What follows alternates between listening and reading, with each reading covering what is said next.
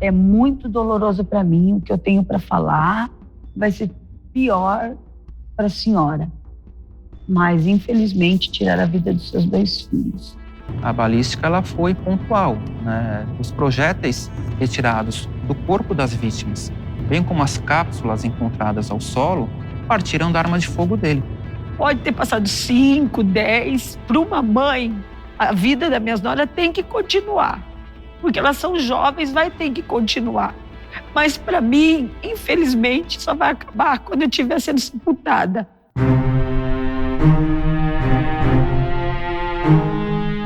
Eu sou mãe de 3 filhos, né? O meu primeiro filho é o Fábio, o segundo filho é o Ednei e a minha filha terceira é a Verônica. Todos têm um casamento de 33 anos e meus filhos foram o presente de Deus desse casamento, que graças a Deus eu tenho até hoje. E o Fábio foi muito esperado, né? Foi um primeiro filho muito esperado, muito amado. Foi um filho que só me trouxe alegria. Tudo que eu queria ser mãe. E o meu esposo também. A gente queríamos muito, casamos para constituir essa família. E o Fábio veio para trazer mais alegria para nós. E o Fábio, ele sempre foi muito menino mesmo, bagunceirinho. Eu estava recordando esses dias. Gostava de pipa, gostava de carrinho de rolimã, que hoje eu não vejo mais isso. Gostava de jogar peão, bolinha de gude. Então, até a vinda do Ednei, eu que mais brincava, no caso, com o Fábio para ser a companheira dele. E aí, quando o Fábio estava com 2 anos e 8 meses, eu vim engravidar do Ednei, né? Não tinha também interesse se era menino ou menino, mas quando nasceu o Ednei. Aí eu fui ver a diferença de um para o outro, porque o Ednei, ele já começou a mostrar desde o bebezinho que ele era diferente que o Fábio, porque o Fábio não era chorão, o Fábio ria por qualquer coisa, o Fábio brincava com qualquer coisa. De um copinho, o Fábio inventava 1001 utilidades. O Ednei não, o Ednei já era uma criança mais... tudo era dele, era meu, tinha que ser do jeito dele, com a chupeta dele. Então eu tinha que saber ter um jogo de cintura com os dois para não tentar agradar um, desagradar o outro. E assim eles foram criando entre eles um elo, e o Fábio sempre protegendo o Ednei. Então, as vítimas, elas eram pais de família, apesar de jovens, né? O Fábio, na época, 25 anos, o Ednei, 22 anos. Bastante jovens, mas casados, inclusive no civil, né? Legalmente casados, com esposas e com filhos recém-nascidos, né? Cada um tinha uma filha de meses de idade. Ambos trabalhavam, um deles era motorista e o outro estava trabalhando numa gráfica, ao que me parece. Ambos registrados, ambos assalariados, com famílias, com pais, mães, inclusive bastante religiosos, né? A dona Marlene e seu marido, seu esposo, ou seja, os pais das vítimas, congregavam, inclusive no dia dos fatos estavam voltando da igreja, quando receberam a notícia de que os filhos haviam sido assassinados. Então, nos parecia serem cidadãos honestos, trabalhadores, sem antecedentes criminais. Um deles até tinha uma passagem criminal, mas depois, antes dos fatos, inclusive, já havia sido absolvido.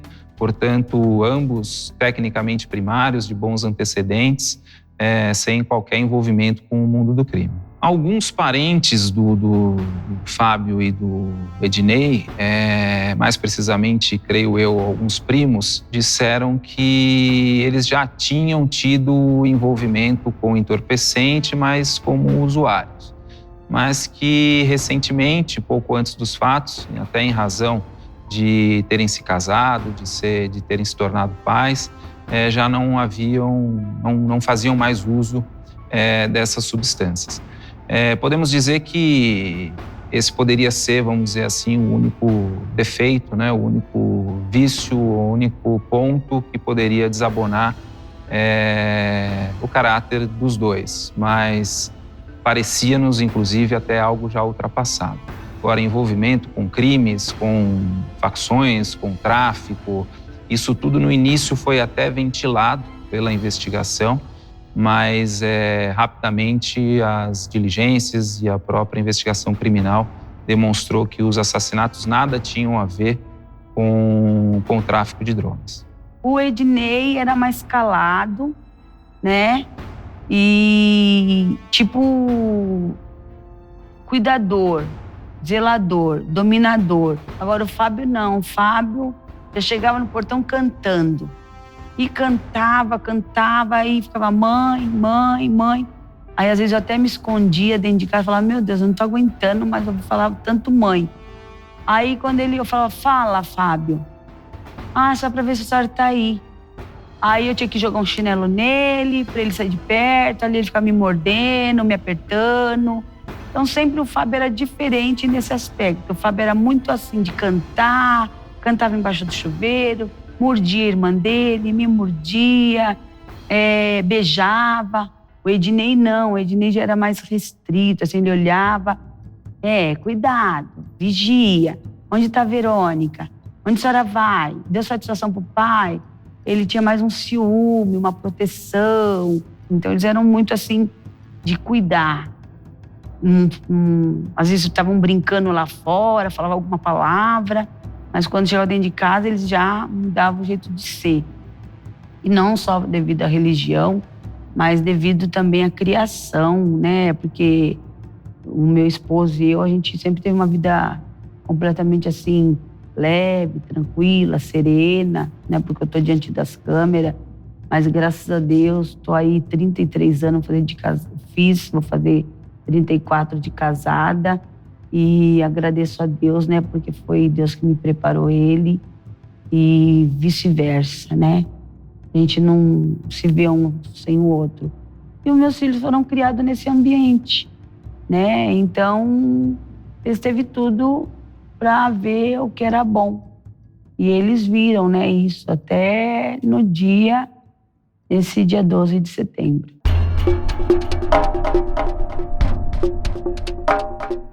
Esses crimes ocorreram dia 12 de setembro de 2009, né, no período da tarde, final da tarde, em Guarulhos, nas proximidades da rodovia Ayrton Senna, próximo ao bairro Pimentas. É um bairro bastante populoso e bastante conhecido lá de Guarulhos. E naquele dia o Ednei foi fazer hora extra, ele trabalhou.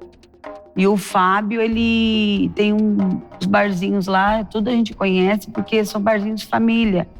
Então, são amigas minhas que estudaram comigo e tiveram filhos na época.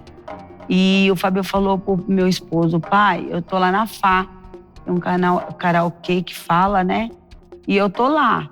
E ele comunicou com a esposa dele, e no quintal ela falou que ele podia ir, porque ele tinha trabalhado.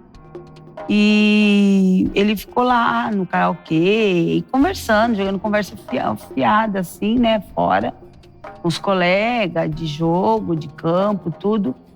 E eu sei que de sexta para sábado. Aí quando foi de manhã, o meu esposo falou, nossa, o Fábio não chegou ainda. Aí eu falei, e o Ednei? Falou, o Ednei foi trabalhar, fazer hora extra. Aí tudo bem. Aí eu levantei, fiz meus afazeres. Só que nisso tinha uma irmã da nossa igreja que perdeu um filho num acidente de automóvel. Eu falei pro meu esposo, vamos hoje adiantar o que a gente vai fazer e vamos na igreja com eles, de lá a gente passa lá, eu vou ficar um pouco com ela, vou tentar, né, ver se ela come, vou tentar fazer algo que eu possa ajudar ela em algum sentido, assim, porque não é fácil, né? Aí falou, não, vamos fazer isso sim, a gente não tem compromisso hoje. Aí quando foi 1h, mais ou menos, eu estava sentada no quintal, coisa que eu não tenho de costume, o Ednei passou. Só que quando ele olhou, ele voltou. Aí ele olhou, abriu o portão e falou, mãe. Aí eu falei, oi, filho. Aí ele falou, o que foi? Falei, Ednei, Fábio é fogo, né? Só porque não vai trabalhar sábado e domingo. Você acredita que ele ficou a noite inteira aí brincando, bebendo, conversando? Ele falou, não, mãe, quando era meia-noite eu vi, mas estava ali na FA, tava os meninos, tudo, todo mundo que a senhora conhece. Aí eu falei, então tá bom, tá tudo em paz? Ele falou, tá tudo em paz. Ele falou, mãe, eu preciso de ir no Itaú. Eu era dia de pagamento, mas eu vou pegar só um troquinho lá para mim não passar o final de semana sem dinheiro. Ele falou, eu aproveito e busco o Fábio. E onde ele estiver, eu trago. O Ednei era o caçula, mas o Ednei era mais autoritário, assim, com ele, né? E aí eu me arrumei, saí. Eu acho que eu saí por volta de 4h pouca da tarde com meu esposo, porque nós íamos passar antes num lugar, depois nós íamos congregar. Na volta, nós íamos fazer a visita à noite. Só que quando já chegando no portão da casa dessa família, o meu celular tocou. Aí um menino também, que é amigo nosso, da igreja, ele me saudou, me cumprimentou. Aí falou que queria falar com um irmão que estava na frente no banco. Aí o irmão Luiz falou assim, é pro meu esposo, nós não vamos poder fazer visita porque minha esposa está passando mal. Tem como a gente voltar embora e deixar essa visita para outro dia? Aí eu fiquei muito assim, chateada, porque eu já tinha me planejado, ligado, conversado. Pegamos o caminho para voltar pela Ayrton Senna. Pegamos a Dutra e Ayrton Senna. Quando chegou na altura ali, bairro dos Pimentas, a gente já viu o trânsito parando. Aí no que a gente viu o trânsito parando, eu falei, nossa, trânsito essa hora, né? Aí tinha aqueles carros tudo parado, muita população, quebra-quebra. Aí, quando eu chego na entrada do Vilani, tinha muita gente nas esquinas, muita rodinha, muita gente nas entradas das casas, nos portão. Tinha muita gente para cima e para baixo. O irmão pediu que levasse na porta da congregação. Mas eu falei, nós não vamos no hospital ver sua esposa? Ele falou, não, vamos até a igreja. Aí, no que parou na porta da igreja, levaram meu esposo para dentro da igreja. E eu tenho uma sobrinha que mora de frente à igreja. Quando eu vi os portões, ela estavam abertos, 2 portões da garagem. Aí eu fui para lá, porque eu fiquei sem ação, não me convidaram para entrar. Eu fui lá. Quando eu entrei na casa, ela estava muito tumultuada de gente. Aí eu era muito dada, brincalhona, eu já entrei e já saudei da forma que a gente sauda, né? Aí todo mundo começou a me olhar. Aí eu falei, Dri, onde a Adriana tá? Dri? Aí ela desceu a escada, olhou pra mim e subiu. Aí eu falei, nossa, que estranho. Aí nisso veio o irmão dela e esse mocinho que ligou. Aí me chamou e falou, irmã Marlene, tudo bem? Eu falei, tudo. Ele falou, então, irmã, a gente precisa conversar, tal. Aí eu sou 880. Eu não gosto muito de enrolar assim, né? Aí ele falou, é que o Fábio sofreu um acidente, mas não é nada grave. Aí eu falei, o Fábio sofreu um acidente? Tá, e aí, resume. Não, mas o Ednei tá com ele. Aí eu falei, tá, e tá em que hospital? Fala logo pra mim que eu já vou atrás. Tudo. Aí veio o irmão dela, falou, irmã Marlene, o Ednei também sofreu um acidente. Aí eu grudei no colarinho de um, falei assim, olha aqui, ó, ou você fala ou você fala. O que tá acontecendo? Eu vou ficar aqui dando ouvido no quê? Aí eu já explodi.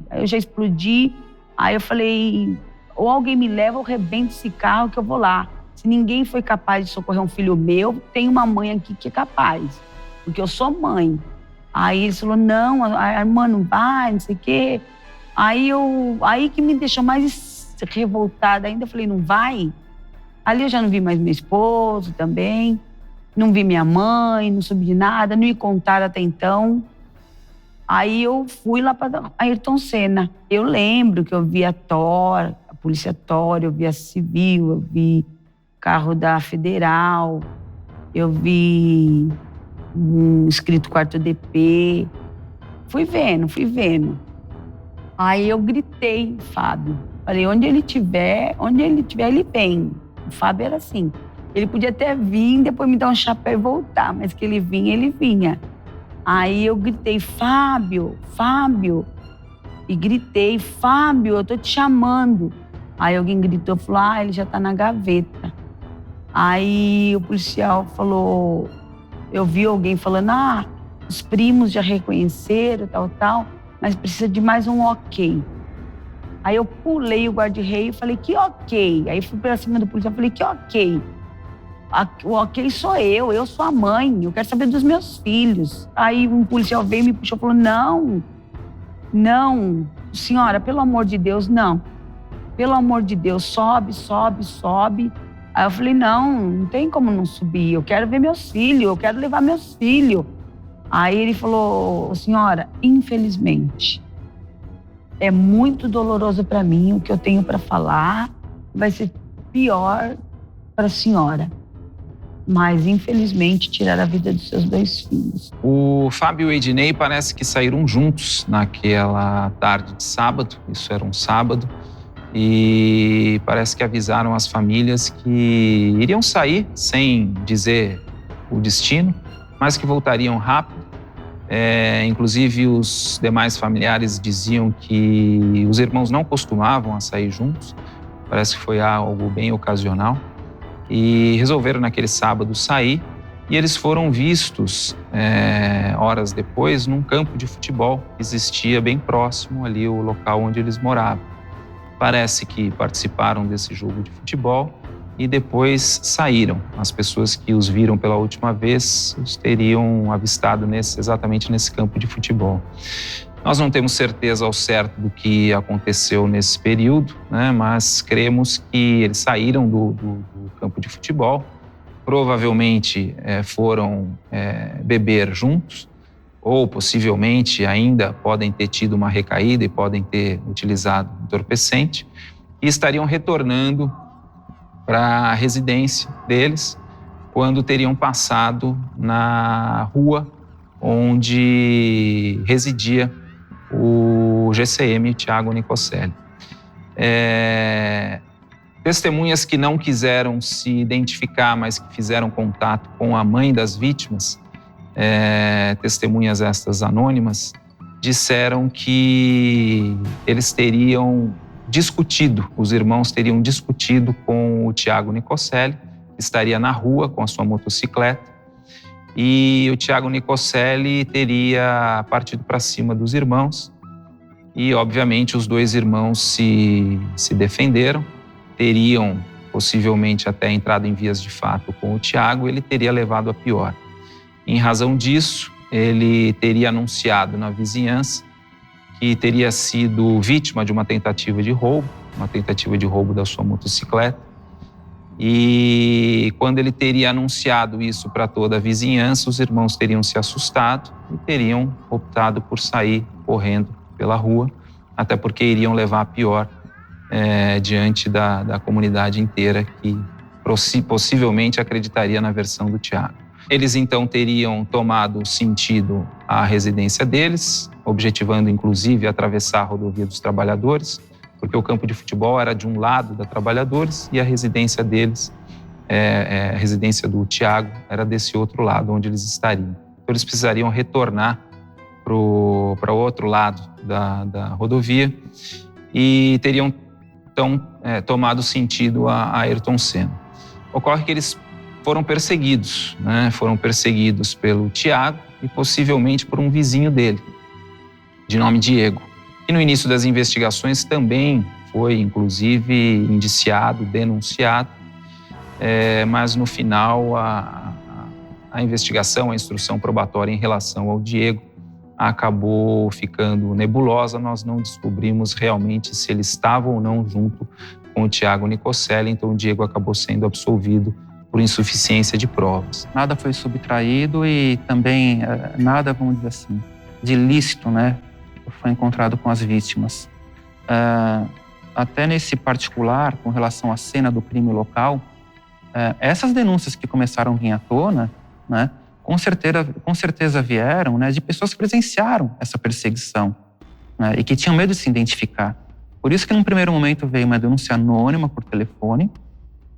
Posteriormente, em campo, quando os investigadores foram investigar, como eu falei há pouco, né, particulares que não quiseram se identificar, né, moradores começaram a narrar os fatos, né, e a mãe e o pai também, né, acabaram trazendo também essa notícia, né, não como testemunhas presenciais, mas que foram procurados por pessoas que estavam ali na rua e contaram o que ocorreu para eles, né, que a mecânica teria sido essa do crime. Mas é fato que o Tiago, sim, inclusive enquanto ele ainda estava presente, ele confirmou, né, ele apresentou essa versão de que os irmãos teriam tentado subtrair uma motocicleta ali na sua rua e teriam fugido, e ele teria pego então a sua motocicleta para tentar localizar e passar informações, inclusive, para a polícia militar. A versão do Tiago é que ele saiu de moto, deu uma volta no quarteirão e não os encontrou. E, segundo ele, ele teria retornado para sua residência sem fazer nada contra as vítimas. Ocorre que, coincidentemente ou não, né, as vítimas foram assassinadas a poucos metros da sua residência, com diversos disparos de arma de fogo. O Fábio, 5 disparos de arma de fogo, todos eles na região da cabeça, um deles, inclusive, um tiro típico de execução na nuca. 5 disparos no Fábio, e o Ednei foi vítima de 10 disparos de arma de fogo, inclusive pelas costas, na região do tórax, abdômen, também literalmente executado. Salvo engano, eles estavam de bruços, né, decúbito ventral, e eu acho que estava em decúbito dorsal, meio de lado, né, no solo. Bermuda, né, camiseta, né, como quem realmente teria saído de casa no domingo de manhã para jogar bola ou para rever os amigos, enfim, para tomar uma cerveja, o que fosse, né?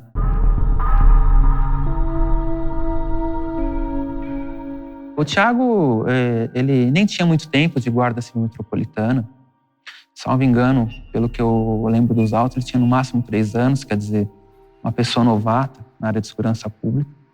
Quanto ao perfil dele, realmente não há histórico de uso de drogas ou afins, né, qualquer tipo de conduta abusiva. Até porque eu acho que para ele ter entrado na guarda, né, eles devem fazer, enfim, uma investigação social, né, da vida do futuro policial. Mas eu sou delegado de polícia, eu trabalho com homicídios, eu estou fazendo 11 anos, né, de homicídios. E, puxa vida, infelizmente, o caso, né, do Tiago e dos irmãos, né, infelizmente foi só mais um, porque diariamente eu presencio isso, né? Infelizmente, policiais que se forjam, né, justiceiros, né, colocam essa capa, né, e acham que podem aplicar a lei, investigar, né, julgar, condenar e aplicar pena, né? Infelizmente, foi só mais um caso que acontece nesse país, né? Isso coloca em xeque, de repente, o trabalho de toda uma polícia que trabalha bem, por conta de condutas isoladas como essa. O Tiago realmente ele sumiu, desapareceu depois que ele foi liberado do decreto da sua prisão temporária, naquele período eleitoral de 2010. A partir de então, ele foi procurado logo no mês seguinte para ser citado, porque ele foi oferecido a denúncia, ele precisava tomar conhecimento da acusação formal, não foi mais encontrado, seja na casa dos seus avós, seja na residência que ele morava antigamente, parece-me que junto da sua mãe, na cidade de Arujá. Mas depois foi procurado, obviamente, seja pelo oficial de justiça, seja pela autoridade policial, até para cumprimento do mandado de prisão, e não foi localizado mais, seja na casa dos avós, seja na residência da sua genitora. E os parentes alegavam a mesma coisa. Ele se mudou, ele saiu daqui, ele não sabemos onde ele está, em que pese, né? Óbvio, não acreditemos nessa versão, mas disseram que ele se mudou, saiu dali, não sabem indicar o paradeiro dele e costumam dizer que, em que pese tenham ouvido bastante comentários de que o executor seria realmente ele, eles não acreditam nessa versão e justificam a sua saída do local por conta dele estar temendo represálias, principalmente por conta dos familiares das vítimas, que que teriam, na versão deles, né, passado a importuná-lo, o procurando diariamente na residência para tomar satisfação, para eventualmente sofrer algum tipo de represália, o que também não acreditamos, mas a justificativa não só dele, como mais de muitas pessoas que fogem, né, quando são localizadas, ou mesmo os parentes, eles acabam dando essa justificativa. Não é que ele fugiu porque realmente ele é o culpado. Ele fugiu por medo, porque ele está sendo acusado injustamente e ele está com medo de sofrer algum tipo de represália.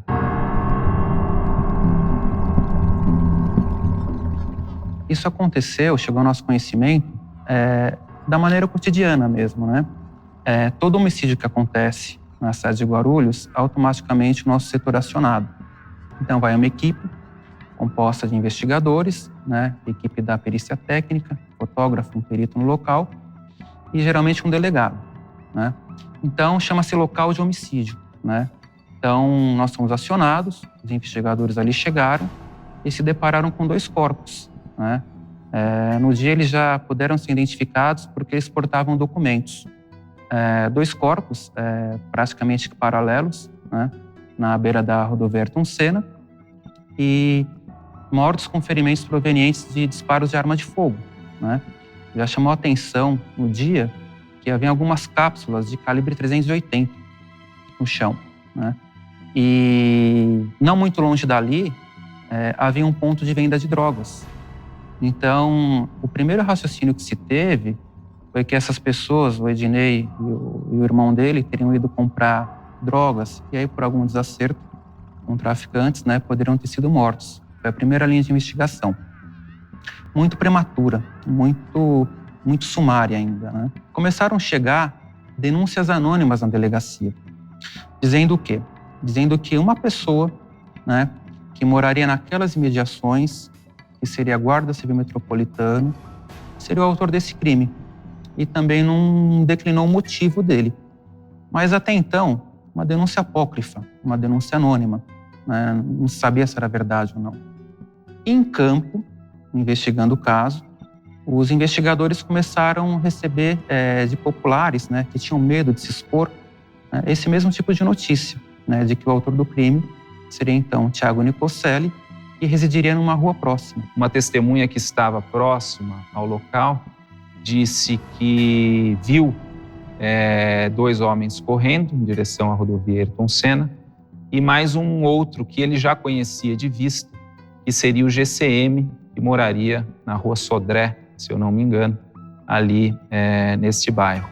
E essa testemunha foi localizada e disse que estava próximo a essa trilha, né, que dá acesso à rodovia Ayrton Senna, e já apresentou também o nome não, mas pelo menos a profissão dessa pessoa que teria corrido atrás dos irmãos, que seria o GCM, o próprio, né, o único GCM daquela rua, seria o Thiago Nicoselli. Com o decorrer das investigações, o Thiago obviamente foi chamado na delegacia de polícia, negou o crime, afirmou essa versão que eu declinei há pouco, que realmente teria sido supostamente vítima de uma tentativa de roubo, que teria saído atrás deles, mas não teria encontrado.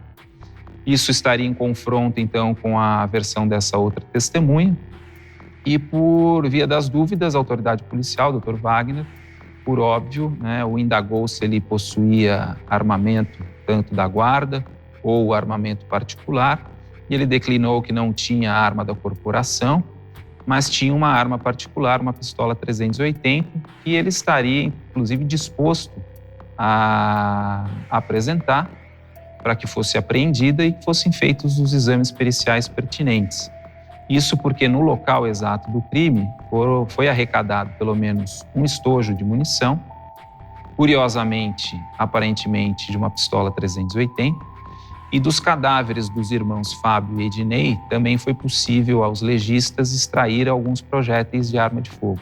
Então seria possível, pelo menos em princípio, realizarmos um exame de confronto balístico, né, entre a pistola apreendida do Thiago Nicoselli com o estojo de munição encontrado no local do crime com os projéteis retirados dos cadáveres. Quando ele tomou essa postura, nós já, como na época já estávamos atuando no inquérito, eu confesso que eu disse para mim mesmo, não deve ser ele, né? Porque nenhuma pessoa inteligente apresentaria a sua própria arma ou a arma possivelmente utilizada no crime para confronto balístico, que obviamente daria positivo, né? Mas era preciso aguardar a realização do exame e vermos a conclusão da perícia. Qual acabou sendo a dinâmica que os investigadores estabeleceram por conta dessa denúncia? Essa rua, onde mora o GCM, o Thiago, o autor do crime, não é muito longe, né, do local onde as vítimas foram encontradas. Ou seja, se você descesse reto e pegasse uma travessa ou outra, sairia ali na Ayrton Senna, né, no local do crime. Então, o que eles diziam? Que teria havido uma tentativa de assalto nessa rua, né? Teriam tentado roubar a moto de um vizinho ali. Esse vizinho teria chamado, então, o Thiago, que estava na casa dele, né? E os dois, então, em uma moto do Thiago, talvez, teriam descido a rua, né? Na captura dos assaltantes, dos possíveis assaltantes. E aí, então, acabaram matando os dois irmãos. A balística ela foi pontual, né? Os projéteis retirados do corpo das vítimas, bem como as cápsulas encontradas ao solo, partiram da arma de fogo dele. Ele foi chamado novamente, né, e apresentou essa justificativa. Não fui eu, né? Imagina se fosse eu, jamais eu teria entregue essa pistola. Poderia ter inventado qualquer versão, poderia ter inventado que eu perdi, que ela foi roubada, que ela foi subtraída. E continuava afirmando, tanto não fui eu, que eu apresentei espontaneamente a minha arma. Realmente é um argumento sedutor, mas que a prova científica estava demonstrando exatamente o contrário. Aí poderíamos pensar, né? Nossa, mas que autor de crime pouco inteligente, né? Para dizer ignorante. Mas é muito comum, e nós, com essa vivência no Tribunal do Júri, principalmente envolvendo crimes que envolvem suspeitos policiais, guardas municipais, é muito comum essas pessoas terem conhecimento nessa área com aqueles ditos armeiros, né? Pessoas que entendem, que manipulam armas de fogo e que conseguem, de uma maneira ou de outra, modificar as características da arma após um crime. Seja trocando o cano da arma, seja lixando o cano da arma de fogo. E eles, quando se tornam suspeitos, até para, né, quem sabe, não levantar suspeitas, apresentam a arma de fogo, nessa esperança de demonstrar boa-fé. Mas eu acredito que o Thiago Nicoselli realmente deva ter tido tempo para mexer na arma, isso ele teve. Entre a data do crime e a apresentação da sua arma de fogo, decorreu aí pelo menos 3 meses. Ele apresentou a arma em dezembro de 2009. Ocorre que, na minha modesta opinião, ele deve ter procurado um armeiro ou um torneiro mecânico bastante ruim. Acreditou piamente que a sua arma estivesse com as características modificadas, quando na verdade não está. Então, diante deste contexto, a partir do confronto balístico positivo, foi solicitada a sua prisão temporária inicialmente. Ela foi decretada e ele, tentando mais uma vez demonstrar boa-fé, se apresentou espontaneamente, nem esperou ser preso. Se apresentou espontaneamente e aí muitos poderiam dizer, nossa, de novo, né? Ou realmente não era ele, ou ele é muito ignorante. Mas eu ouso dizer que, mais uma vez, era uma estratégia dele. A primeira não deu certo, modificar a arma, que na verdade acabou não ficando diferente. E a segunda foi se apresentar exatamente num período em que a sua prisão ela não demoraria mais do que 5 dias, porque o artigo 236 do Código Eleitoral diz que nenhum eleitor pode ser preso 5 dias antes da data do pleito, até 2 dias depois da data desse pleito. Não pode ser preso salvo em flagrante delito ou salvo em decorrência de uma sentença condenatória, que não seria o caso do Thiago. Ele não estava em flagrante e também ainda não havia processo julgado. Então, ele, ciente disso, ele se apresenta neste período eleitoral para demonstrar boa-fé, ficou 5 dias preso e depois o juiz não podia nem prorrogar a temporária e nem decretar a preventiva. Aliás, se o juiz fizesse isso, ele responderia criminalmente, porque o mesmo Código Eleitoral obsoleto de 1965 diz que se o juiz violar esse dispositivo, ele pode ser apenado com uma pena de até 4 anos de prisão. Você na investigação procura ser o mais direto possível, porque às vezes quando você começa a abrir muito o leque, né, ouvir muitos familiares, né, da pessoa que está sendo investigada, sendo que você já tem uma prova formada, você já começa a abrir chance de defesa, né? E a sua investigação começa a ficar temerária, né? A defesa, pelo sistema processual, se faz em juízo, né, durante o processo, no contraditório. Mas chegou-se a ouvir, sim, familiares do Thiago.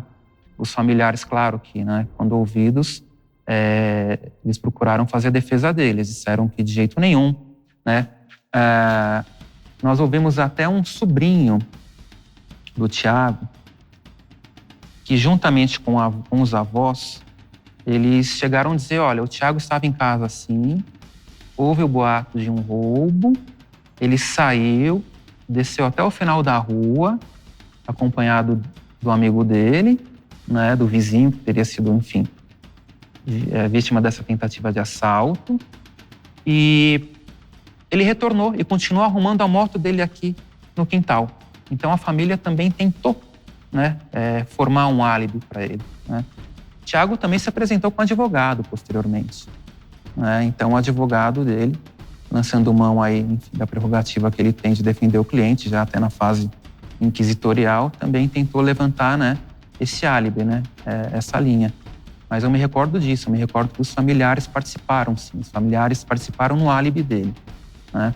Mas quando você tem uma prova técnica tão evidente, né, você não consegue de forma nenhuma afastar a pessoa, né, de uma conduta delituosa dessas, né. Logo nos dias seguintes foi oferecida a denúncia, foi já superado esse prazo eleitoral, foi solicitada a prisão preventiva, aí o juiz já estava autorizado a decretar, decretou a preventiva, mas esse mandado ele está na rua até hoje e o Thiago, obviamente, nunca mais apareceu.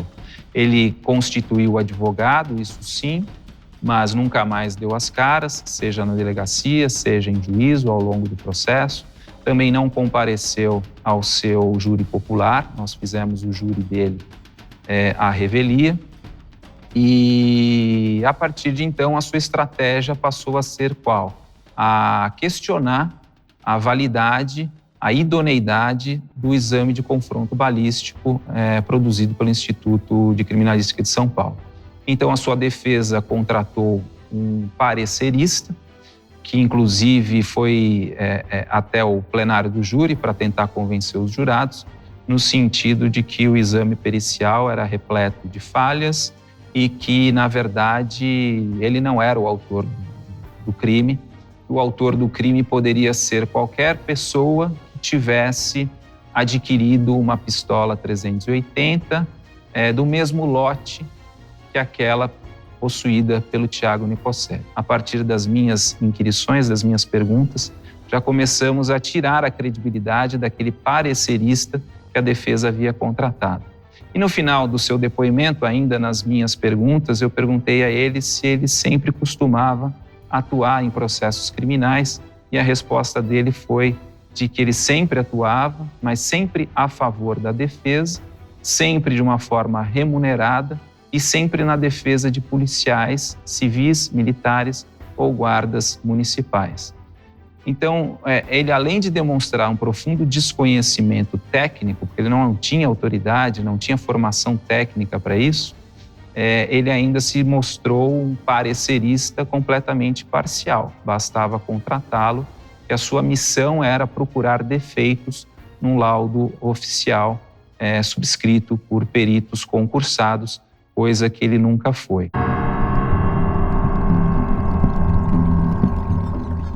A minha investigação comprovou o quê?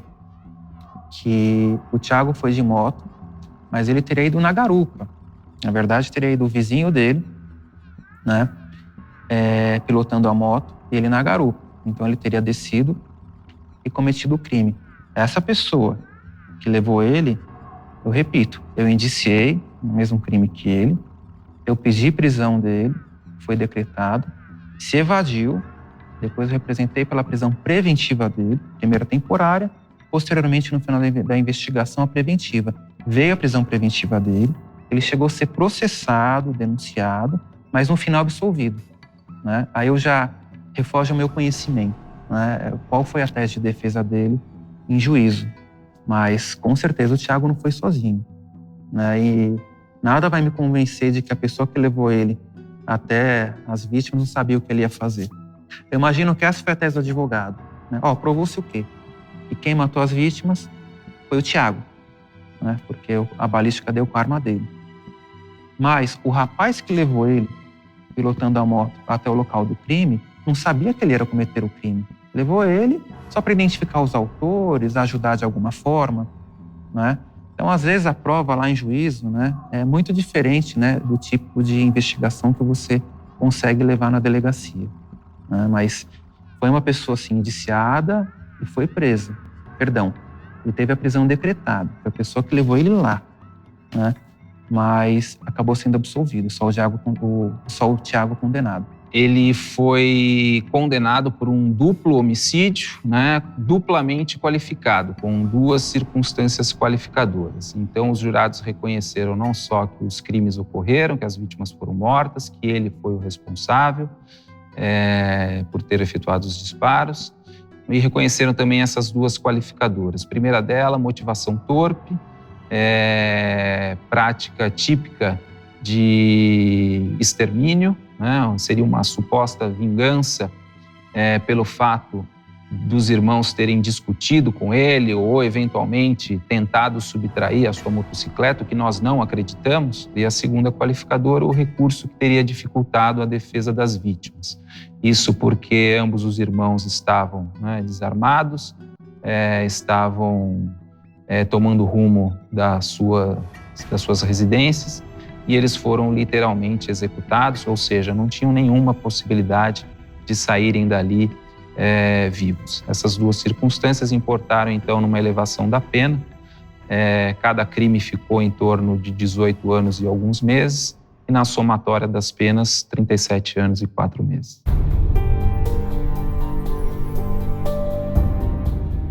Até a saída dos caixões e tal, eu fiquei inerte, que fala, né? Eu fiquei ali.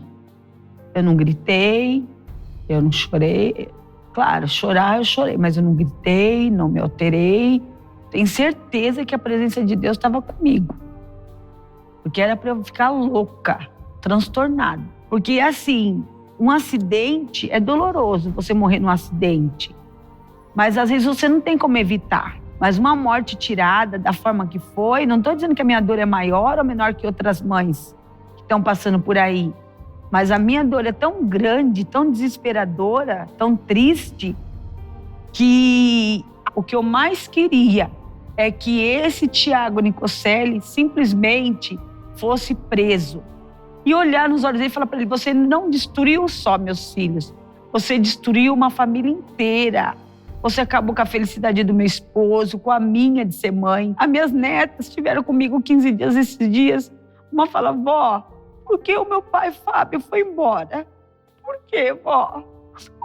A Beatriz, ela está numa escola em que ela fala inglês. Ela dança, balé. Ela fala, vó, vamos orar. Aí a gente vai orar. Ela fala, vó, o meu pai não devia ir embora. E eu não vou chamar meu avô de pai, e nem o meu avô misto de pai, porque o meu avô Dinei, ele não devia ter morrido. Então, o que mais me dói, que o que eu queria, eu nem sei o que eu queria, sabe? Eu queria ser feliz, infelizmente fizeram tudo isso. Então é muito triste, e assim, não passa. Pode ter passado 5, 10, para uma mãe, a vida das minhas noras tem que continuar. Porque elas são jovens, vai ter que continuar. Mas para mim, infelizmente, só vai acabar quando eu estiver sendo sepultada.